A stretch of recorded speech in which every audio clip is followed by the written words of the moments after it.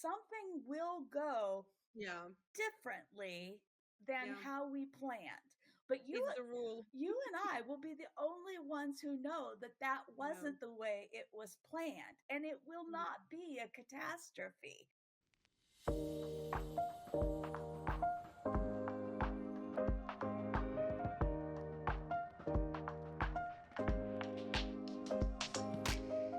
Welcome back to Systems with Laura, where we explore how leaders build better systems, processes, and teams. This episode of Systems with Laura is brought to you by Proprium, business workflow and automation agency. If you're building a service-based business and you're overwhelmed by operations, automations, or choosing the right tools, this is exactly what Proprium helps with. Proprium builds systems that help you save time, reduce repetitive work, and scale without chaos. Learn more at proprium.agency. Today, I'm joined by Angela Thurman, founder and CEO of Thurman Co, a Houston-based consulting firm that helps organizations master project management, technical program management, and supplier capability in industries like manufacturing, aerospace, defense, and technology. At Thurman Co., Angela leads a team that supports small and medium companies in solving high stakes program management challenges, improving processes, and strengthening supplier partnerships in highly complex and highly regulated industries. We'll dive what makes her approach to project management so effective, how they use data, frameworks, and collaboration to deliver results, and what leaders can learn about running a consulting business with integrity, structure, and precision. So, welcome, Angela, to Systems with Laura. It's really lovely to have you. I really appreciate the time. Thank you. I am really excited about this conversation because very rarely I meet somebody and we immediately start geeking out about relational databases. And if it's okay with you, I just want to say that my first impression when I met you, we connected on LinkedIn and we had a conversation. I felt like I've known you for years for some reason, and then we just talked and we started geeking out about Airtable, Airtable, I love and it. how it works. And quite impressive setup as a no code consultant. I have to say, Angela knows her stuff for sure. And the more I have been learning about you while preparing for the podcast, you're not just doing consulting, you're very multifaceted. So I can't wait for you to tell to the audience, your background, a little bit about yourself, and why you do what you do right now, how you got to this point, and what led you to this point. Sure. So if you really want to start at the beginning, I grew up in Northwest Arkansas in the hills of the Ozark Mountains. I went to college in my hometown and got a degree in electrical engineering. And then right away, my first job out of college was at NASA Lewis Research Center, which is now called NASA Glenn, where I was an electrical engineer for the International Space Station Freedom program in the Power Management and Distribution Directorate. And I worked with suppliers for the design and testing of load converter designs for the space station. And then, due to family circumstances, I left NASA and moved back to my hometown region, but on the Oklahoma side of the border, and went back to work for a company where I had a summer internship called Eagle Pitcher, where I was a sales engineer for electro-optical and semiconductor grade germanium and silicon and some other electro-optical materials as well.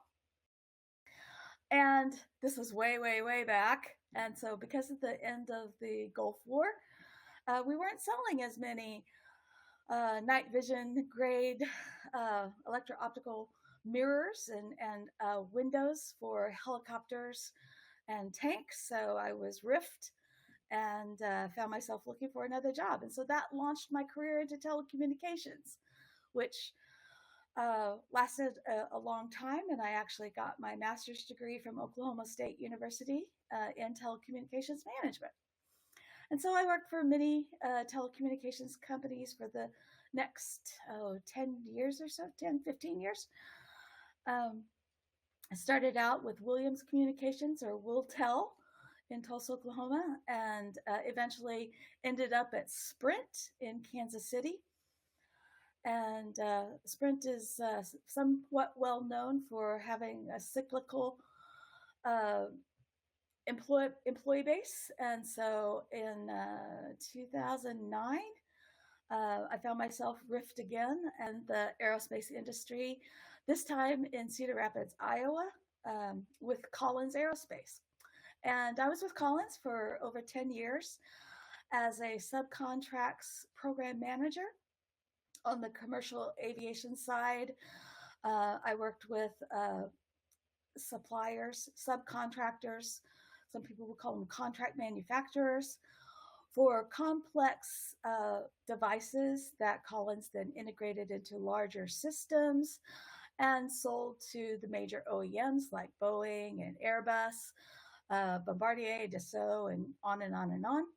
I primarily worked with the large Boeing and Airbus programs, and worked with many excellent suppliers, and built up my knowledge base around supplier management and contract management and negotiations with these third party manufacturers.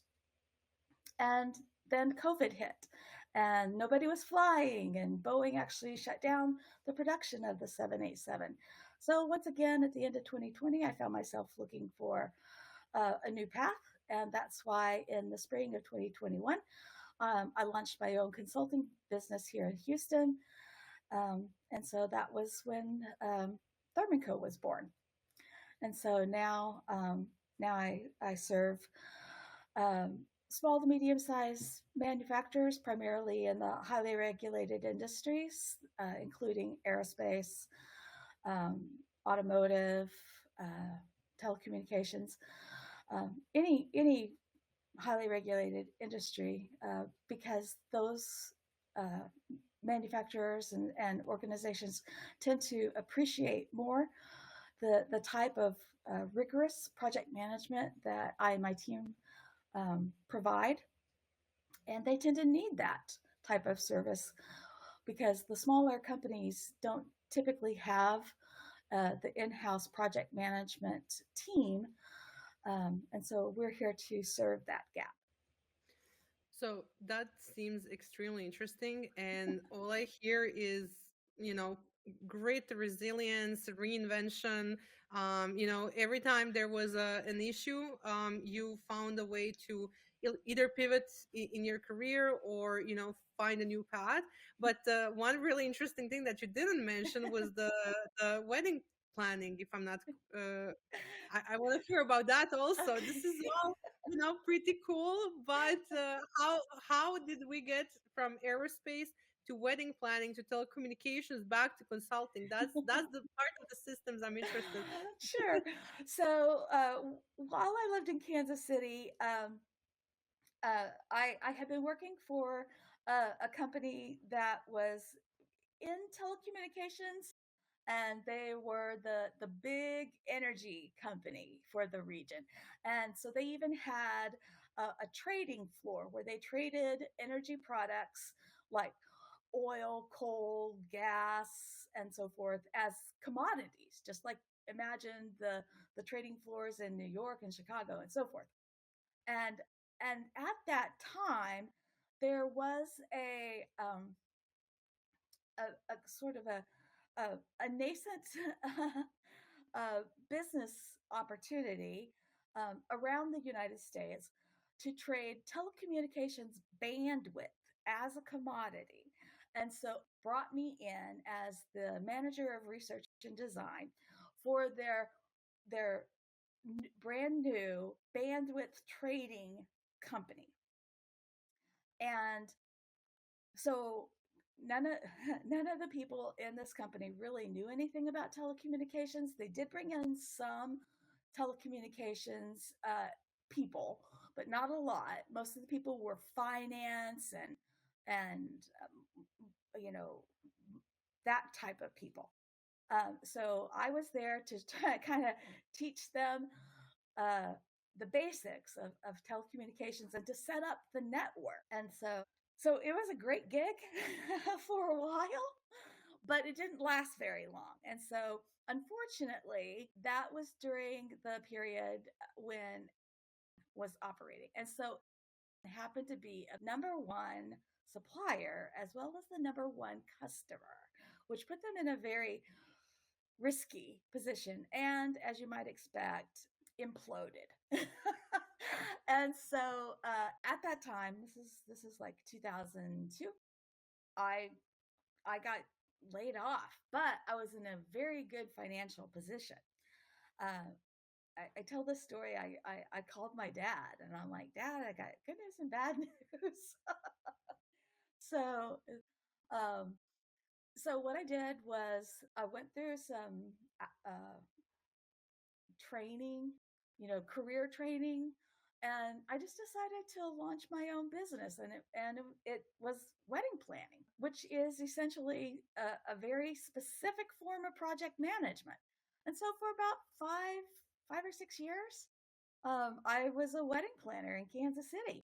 And it was great. I did some things that had never been done before. To my knowledge, there's never been a franchise of a wedding planning company because it is essentially a very unique service that is offered by one person. But what I did was the next best thing. I created a distributorship of my company because I had created processes and I had created templates of everything and I had created scripts of everything. And so I brought on a partner essentially, and she purchased a distributorship of my brand. And so we divided the territory, and she served customers on the east side.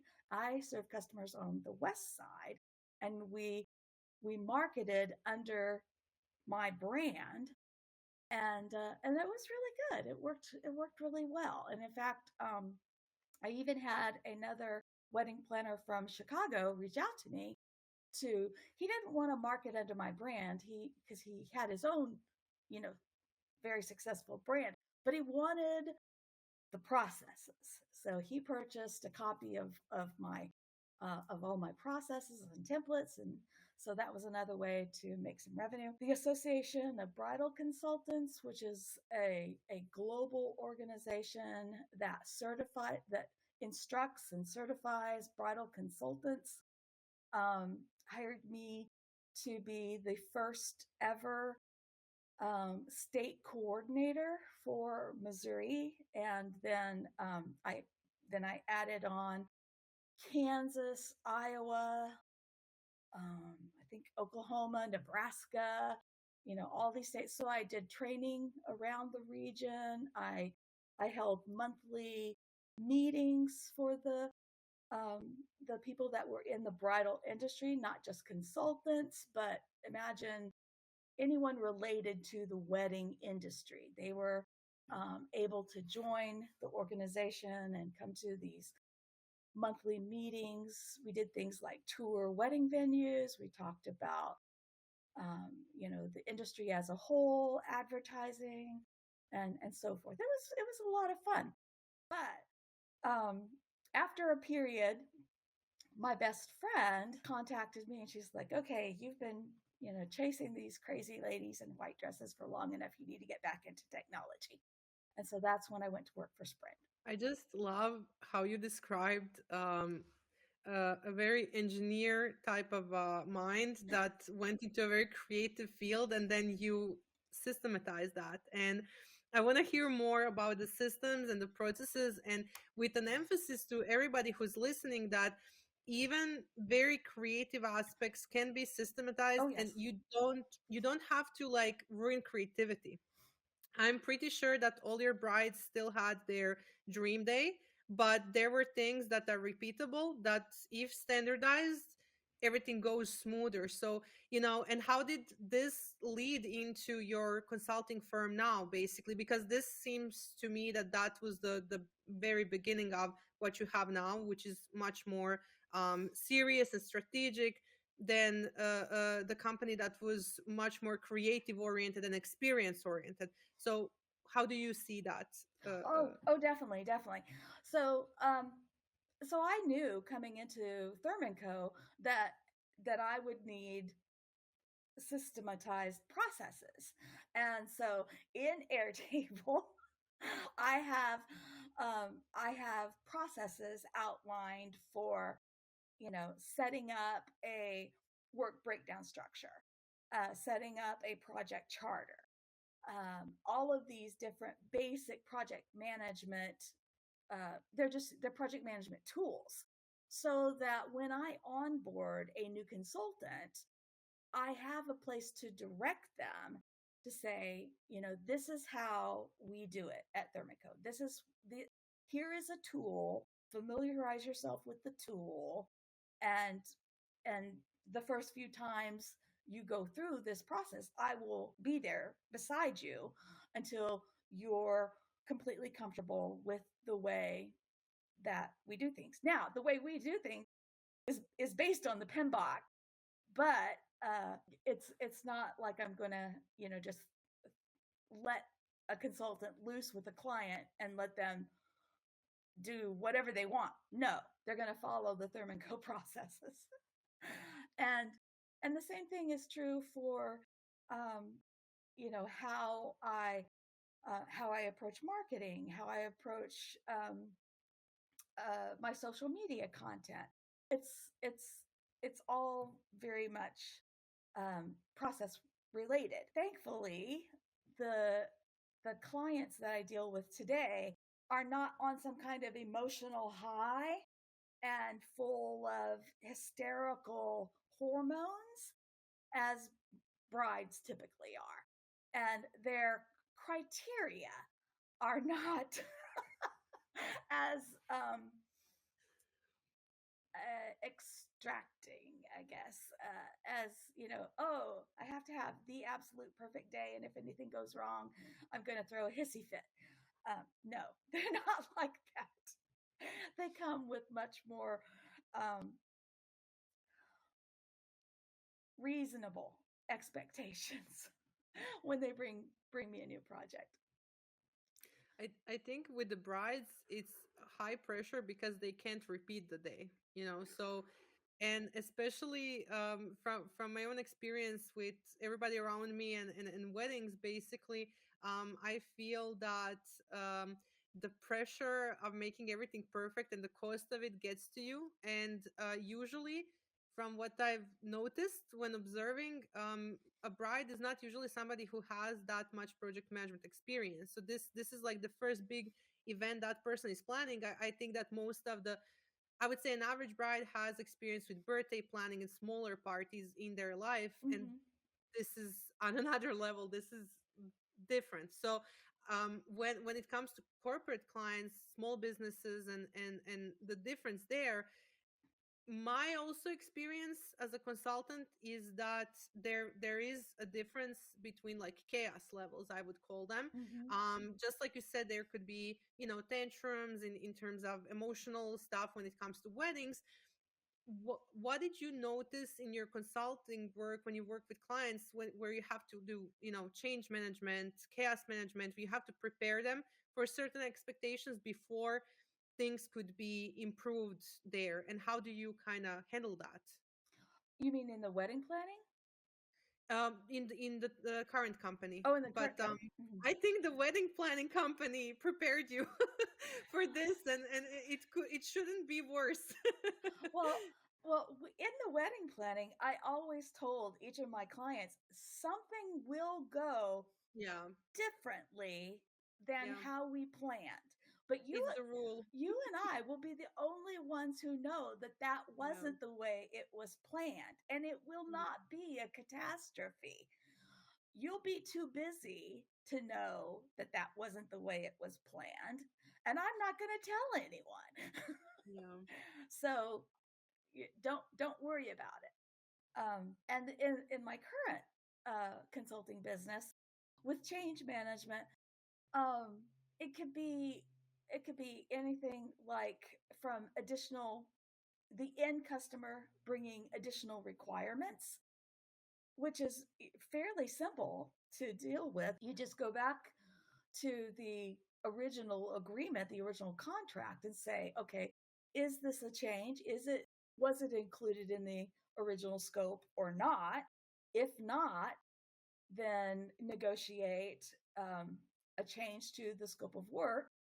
And how is that going to impact the schedule? How do we want to approach compensation? Do we want to agree to no change in the cost, or is this a significant change that warrants renegotiation of the compensation? I'm all for renegotiation if it's significant, if it introduces risk, especially. And then there could be things like if it actually alleviates the schedule. Does this change allow us to bring the schedule in?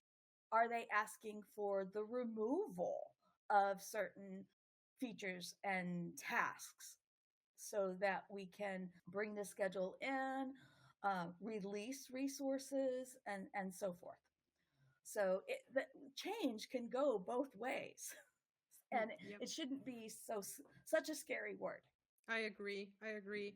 Um, I think that change management is hard when the teams are not aligned and when you Mm-hmm. already have a team that comes to you for services in general, doesn't have to be yours or mine. But from what I've observed, it's usually the internal struggle that they have, or internal communication, or something already that's giving pressure, that's Mm-hmm. providing pressure inside of their communication, that's on.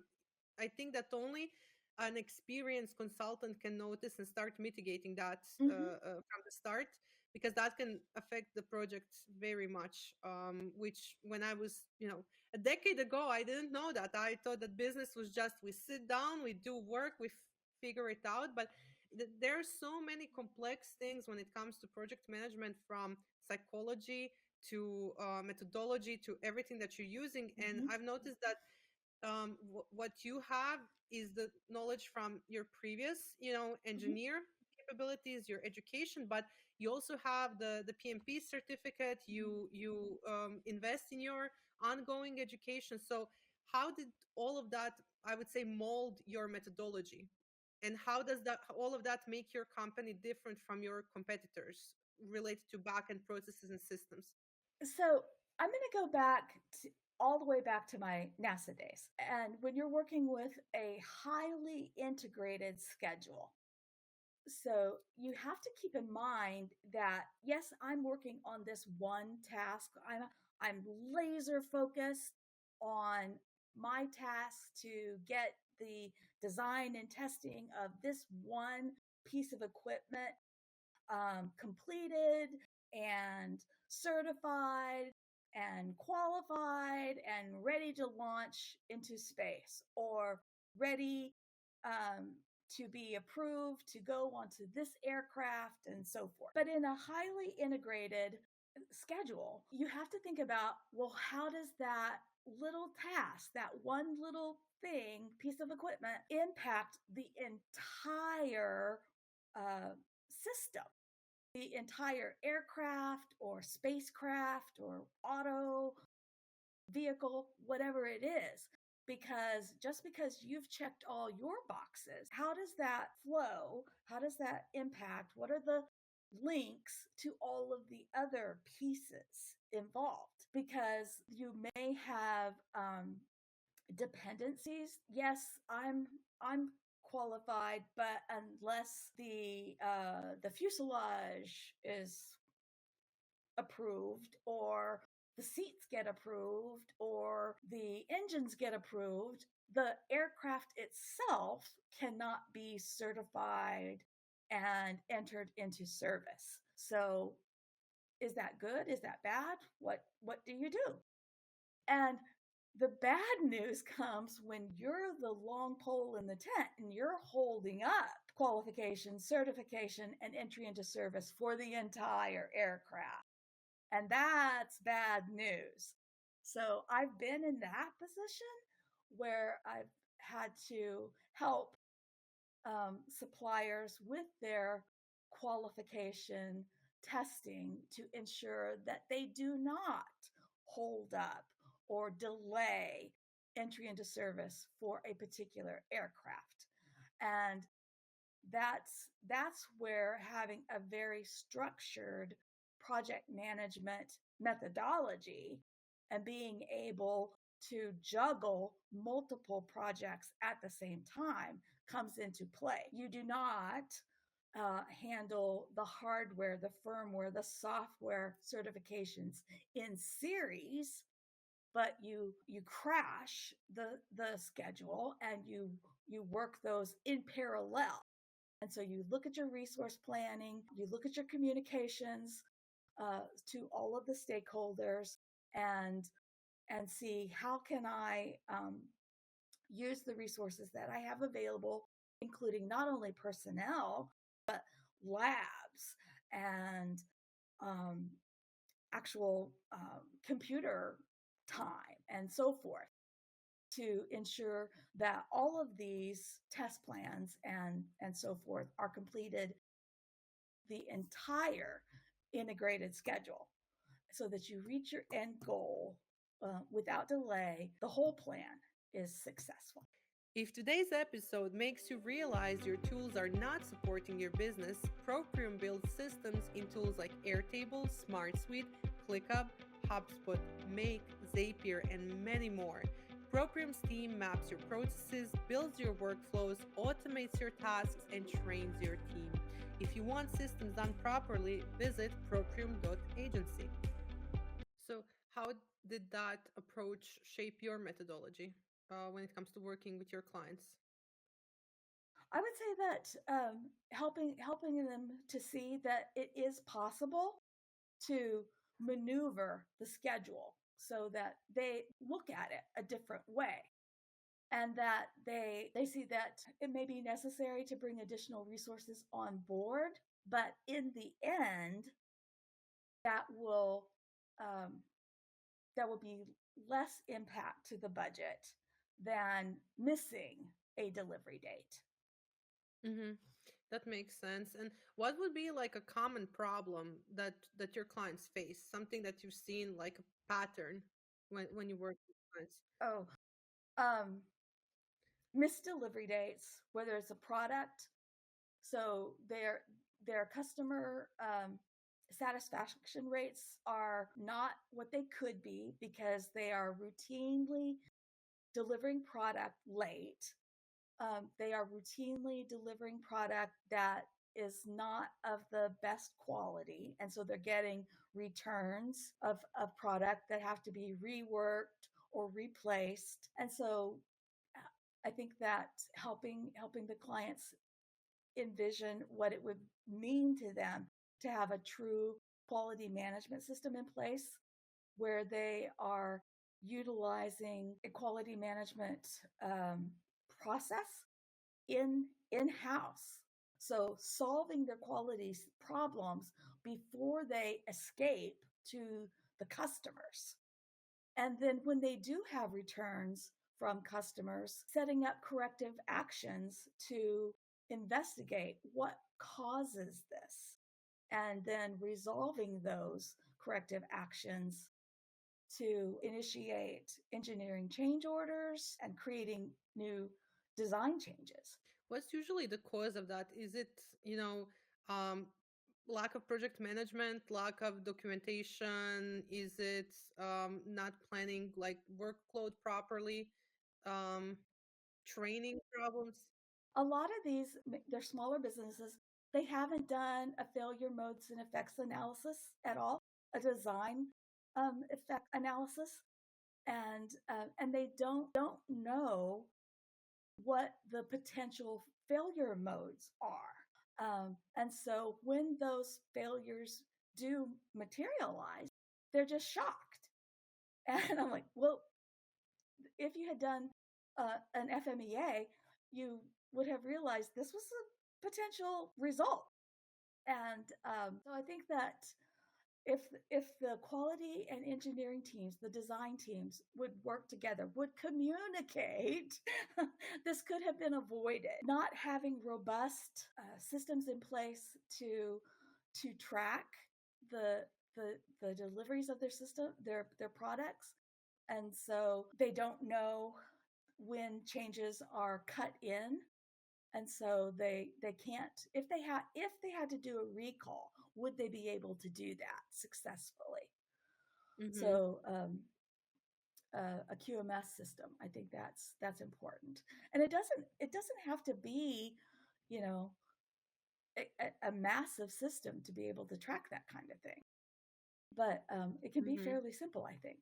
So I think with your line of business, the crucial question would be if you had to do a recall, would you be able to, do that? I think that Mm-hmm. reveals a lot.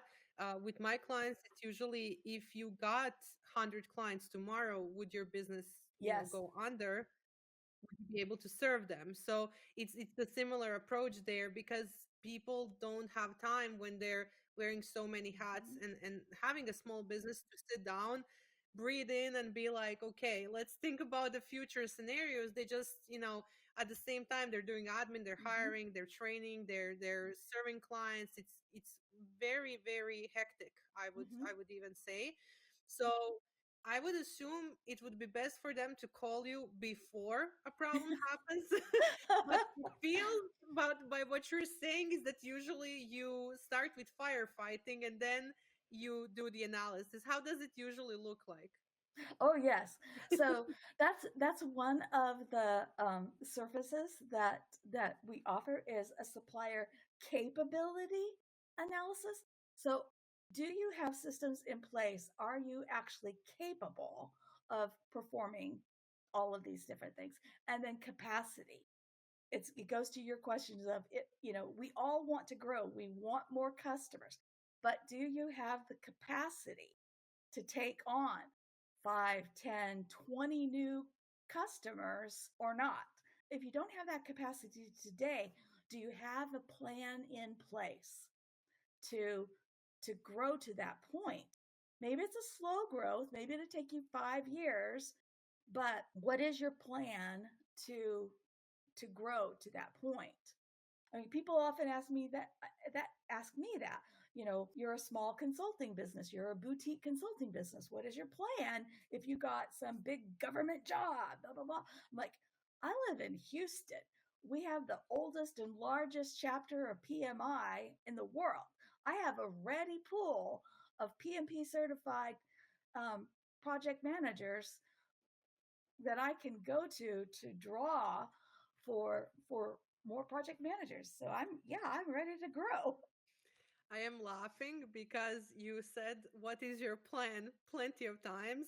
And in the last week, my team mocked me that I keep saying that every day to everybody. I don't want to, I want to figure out where are we at with something. And I don't want to just say, this task, did you do it? I just go with, like, well, what's your plan?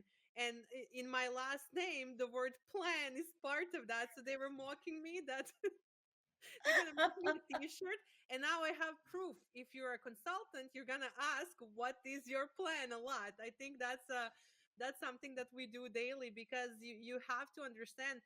And it's not just like the status report. When you ask that, it's more about, like, what are your intentions? Let's align expectations, because maybe you see something I don't, and let's, meet in the middle. And it's the same with clients. You want to know what they need, because if you do any analysis or help them in any sort of way with your own assumptions, that's not going to solve their problem. You're basically just, giving your opinion, and that's something that it takes a while for people to understand. So, like, how do you and I'm not sure if you ever had to do that, but, like, how do you explain to somebody what a consultant is, and, like, what do you actually do? Were you ever, ask, like, what is exact deliverable that we're gonna get, or something along those lines, to explain how do you tackle those situations and explain that you're crucial, actually. Yeah. Mm-hmm. So yeah, when I submit a proposal, it has there's a whole section on deliverables, and and that's part of what I present each time I bid for a new project. So the deliverables that I would provide for any client is going to be, you know, the project charter. I'm going to tell you exactly what I'm going to do for this project. We're going to agree on what the scope is and is not. We're going to agree on the budget. We're going to agree on my accountability is. What do I have authority to do and what do I not have authority to do? Um, and all of that's going to be documented in the project charter that we will both sign before the project ever actually launches. And then we'll agree to things like project status meeting cadences. We'll agree on what project management software to use. I'm a big fan of Microsoft Project. Other people prefer other tools like ClickUp, Smartsheet, Trello. You know, is this going to be managed in an agile methodology? You know, are we going to use Scrum, or do you want a nice old-fashioned gate-sensitive waterfall methodology? Depends on what the project is. I can do both.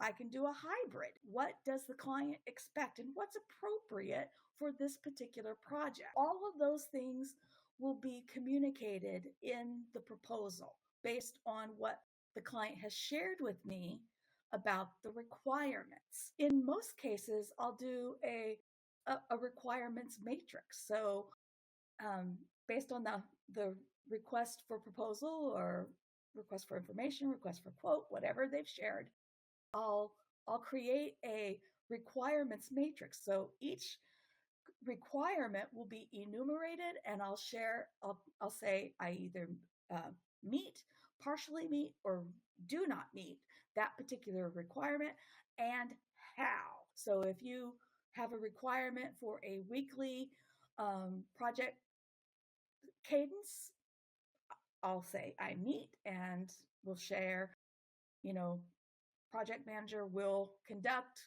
weekly cadence meeting with stakeholders. Mm-hmm. And then project manager, you know, will conduct a monthly Report. Report, blah blah blah. All of those requirements will be spelled out in a requirements matrix. So all of those things are communicated. So I have two follow-ups to this. Okay. One is, have you encountered an issue with clients not being informed on what everything you said means, like differences in agile, waterfall? Those are all things that are very, expert led, and things that you are educated on. Was there any issue sometimes with certain projects that you did write all of that and then the person did not understand when they were signing what this was, and then they had different expectations and there were assumptions? And two, how do you handle different project management tools, since you are open to using different ones? How do you keep track of all of that? Mm-hmm. So I think that most people think they know what agile is, and I have found that I have needed This to is educate them. this is why I asked that question, because it feels like clients sometimes say yes, and then the expectation gap appears later on because they assumed something that wasn't implied with what you meant, if that makes sense. Mm-hmm. Yes, I once worked on a project where I was the project manager representing the client, and this was for a big software implementation. And the software company had an implementation team who were also consultants. And the first time we met, they told me they had 3 Scrum Masters assigned. And I'm like, how does that work for you? That made zero sense.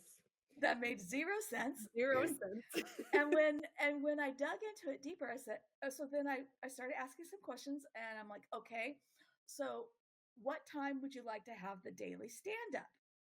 And the president of that implementation team's company said, "Oh, we don't do daily stand ups. We'll meet once a week." I'm like, "You have Then it's three not Scrum agile. Masters. That tells me you want to use Scrum. That means we're supposed to have a daily stand up." You're not agile. And and he's like, "Well, we're kind of doing a hybrid agile that we've developed internally." And I'm like, "That means you're not using Scrum.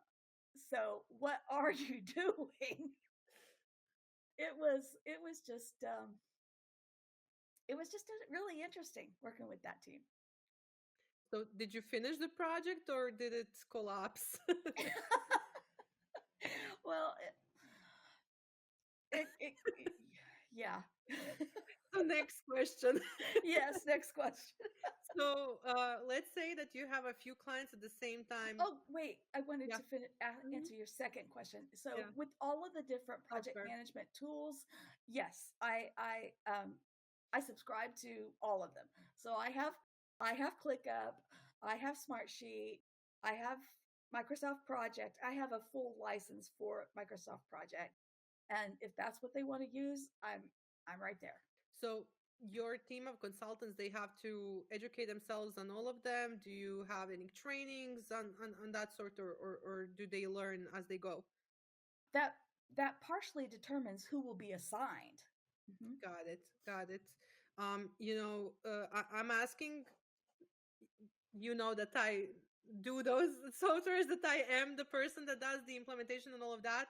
And I have a special place in my heart is for ClickUp, Smart Suite, and similar. So Mhm. that's why I'm asking, because I do believe that it's easy to switch between them after you understand the hierarchy and structure and architecture of each of them. I Mhm. don't see an issue. So I'm wondering, what was your experience?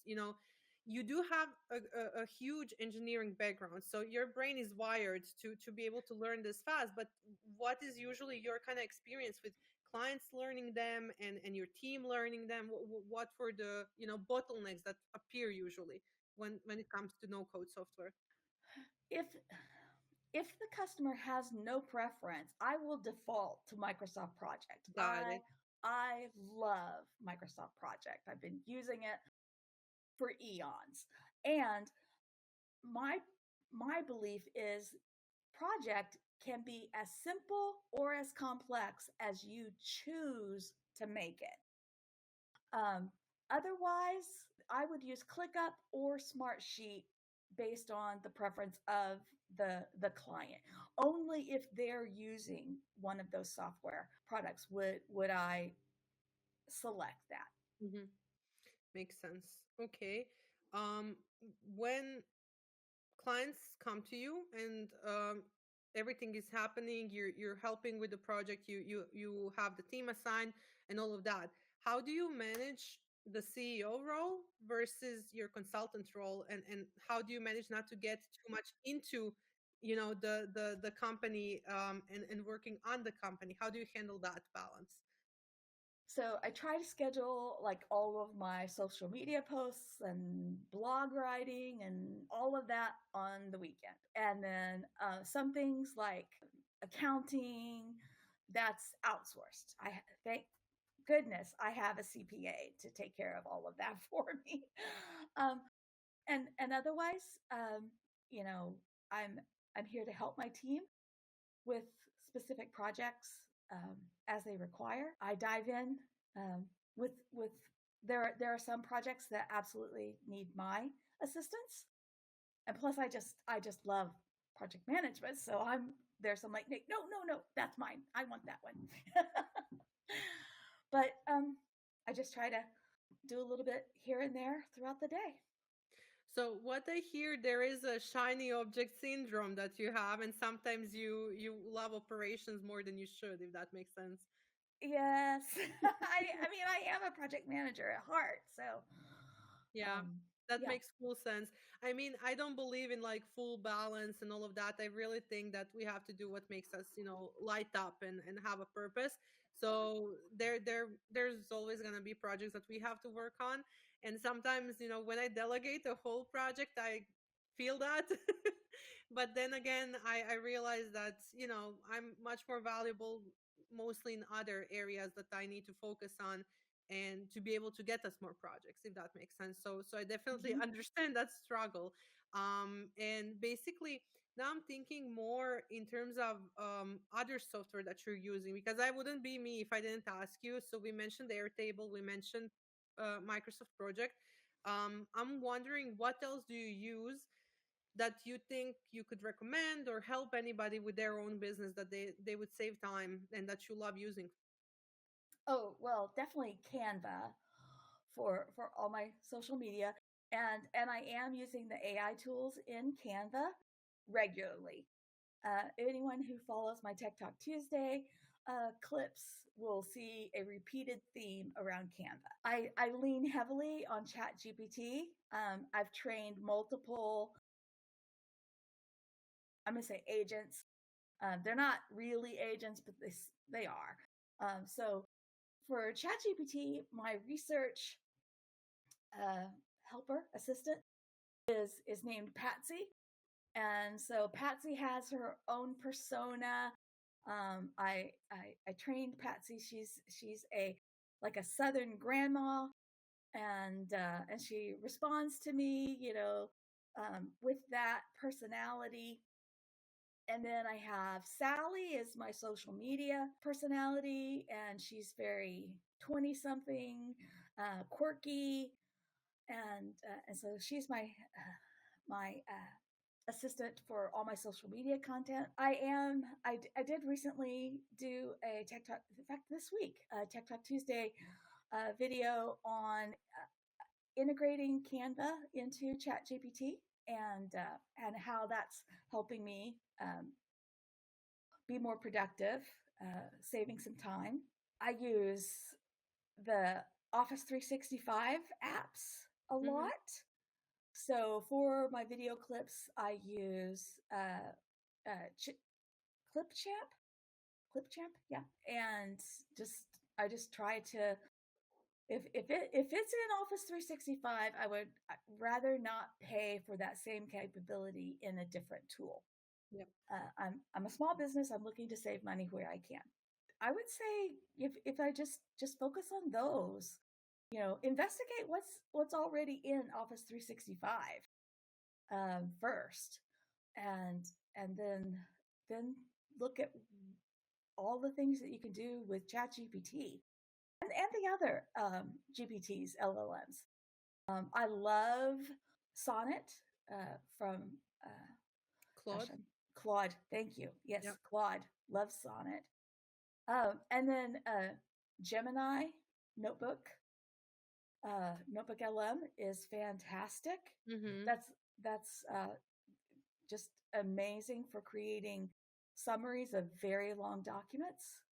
I mean, like if you're gonna look at some sort of regulatory documents, uh, Gemini is great for summarizing that kind of stuff, Yep. and or multiple documents. Like if you want to um, look at documents that have some sort of common theme, um, adding those as sources in Gemini, and then getting a summary of those texts.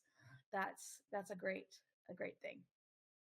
So I would say you're not scared of AI Oh, not at replacing all. consultants or anything like that. What's your No, take no. on integrating AI and your role, in the future? Well, I support 3 AI strategists with contract management services, and so I am constantly learning about new AI tools and capabilities. And so, like my best friend, Dr. Lisa Palmer, I believe that it is an integration of AI plus humans that yields the best outcome. Mm-hmm. And so, I'm I'm planning to get the most out of AI capabilities to make myself more productive, more Mm-hmm. effective, um, and and I would urge anyone else in a consulting role to do the same. So whether that's using AI capabilities within Microsoft Word or Excel, um, Canva, whatever, Airtable, then lean into that, because it's only going to enhance your your value and what you have to offer your clients. Because now, instead of me limited by my own knowledge, I'm it's me plus this. It's like having three extra workers. It's like you said earlier, Minimum. those unpaid workers.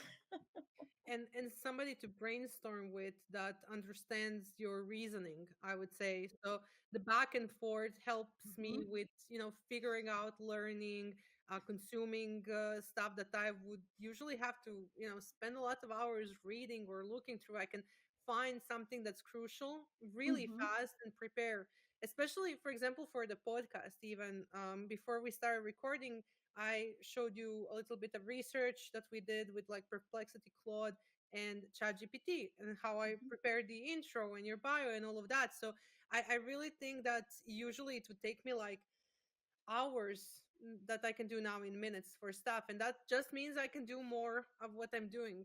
Um, I Hmm. don't know. Do you agree with that? What do you think? Absolutely. So I used to spend probably days preparing PowerPoint presentations, just as one example. And Yep. now it takes me Yep. 5 minutes top Yep. to prepare a very good PowerPoint presentation on any topic that I'm interested in. And it it it still leaves me with the capability to edit it and to add content that's specifically and uniquely my own. But I don't start from zero anymore. I start from 98 Yep. and get to 100. And it does, and maybe I'm using Gamma, maybe I start with Word and I go to PowerPoint, but usually I start with Chat GPT to create an outline of my Yep. topic, and then I go to Gamma or PowerPoint or whatever. But or even Canva. But I come up or I come away with these really amazing presentations that, you know, in the past would have taken me 2 or 3 days. And I would have struggled Yep. because I would have spent, so much time just sitting there thinking, what next? What next? And I don't spend that time Yep. anymore. Yeah. And the images are so much more creative than anything I could have done because I'm an engineer. I'm, you know, I don't have that creative spark in me. I'm Yeah. I'm Yeah. I I'm more about understand. the numbers than the pictures. I would add to that I think it's a great tool in the hands of a person who already has knowledge. So you can, figure out when it's giving you false information. You can Hmm. see that this might not be, correct, or this should be different, etc. What concerns me is kids that are going to enter university and are going to use it immediately, and Yes. all of us that basically are done with our education. We have business experience, we are working Hmm. with clients. To me it's enhancing my work, but I'm scared what would happen if that's the first thing I encountered before knowledge, if that Yes. makes sense. So I think that's the to me that's the danger, not us being replaced, because we work with it, and it it complements us. I don't know how to Yes. better explain that. Yes. So I think that it has another set of dangers there, Hmm. that needs to be solved. I only see good stuff so far from AI. Hopefully it stays that way, and we stop saying thank you to ChatGPT out of fear. That's one day it's gonna but joke aside, side, I do agree with you. I think it's very, very important. And those things that usually would take me days, just like you said, I can provide more output. I can be more of a service to my clients. I can do more stuff that make me happy. I can do more projects. I can test more things. I can have more free time. So I'm really, really excited about how it develops, into the future. Yeah. Mm-hmm, mm-hmm.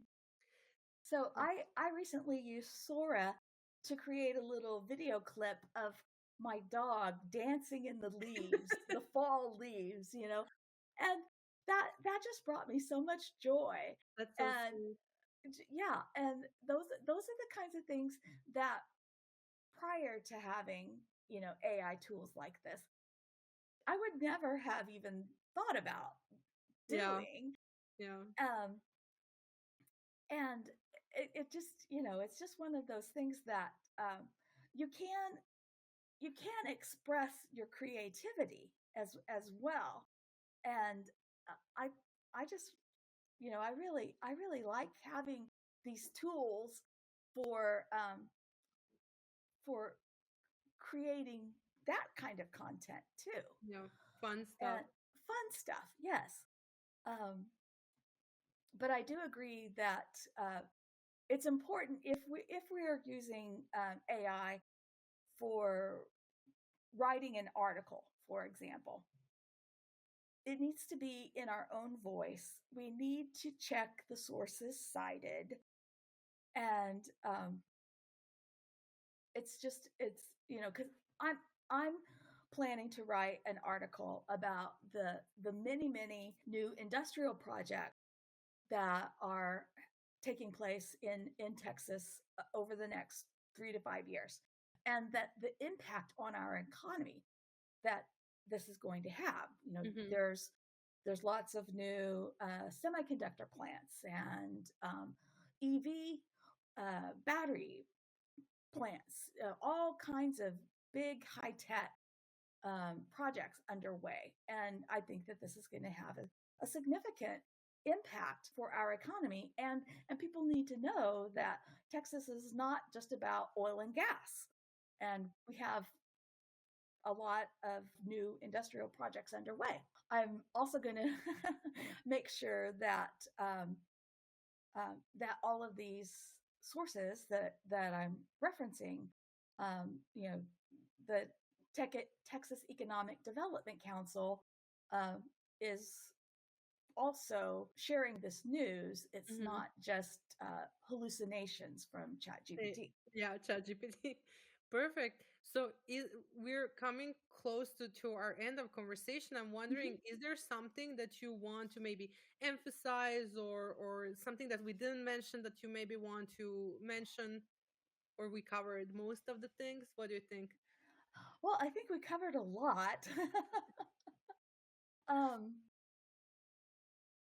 I just want to mention that, my consulting business, Thurman Co, is here to help anyone that is questioning, do they have the correct project management methodologies in place? Do they need help with project management or supply chain management, whether that's in selecting a supplier, or maybe they've got a supplier that needs improvement? We can definitely help with that as well. If you have questions about quality management systems, um, I am a lean master, and I'm currently working on my Six Sigma Black Belt certification. So, if anyone would just like to chat about any of these topics, I am available. Thank you so much. And thank you for giving us a detailed look into how your company operates. I think Mhm. you've shown how structured project management and thoughtful leadership can provide results. And we'll put all the links below from the podcast. And I hope that whoever listened to this conversation also had fun, just like we did when we were geeking out about Airtable. So thank you so much, Angela. It's my pleasure. Thank you, Laura. For anyone who wants to learn more, you'll see the links in the description. And you can check out Angela's Tech Talks and Deep Dive podcasts for more insights on project management, process improvement, and supplier capability. I hope that this episode inspired you to rethink your company's systems and processes. Share it with a fellow business leader. And remember, experiment, learn, grow. To the next episode. Thank you so much. If you enjoy conversations like this, you'll love the Proprium Digital Network. It's a community where digital service founders get tools, templates, weekly insights, and behind the scenes guidance on building systems the right way. If you want to stop building systems alone and start building with support, join us at proprium.agency.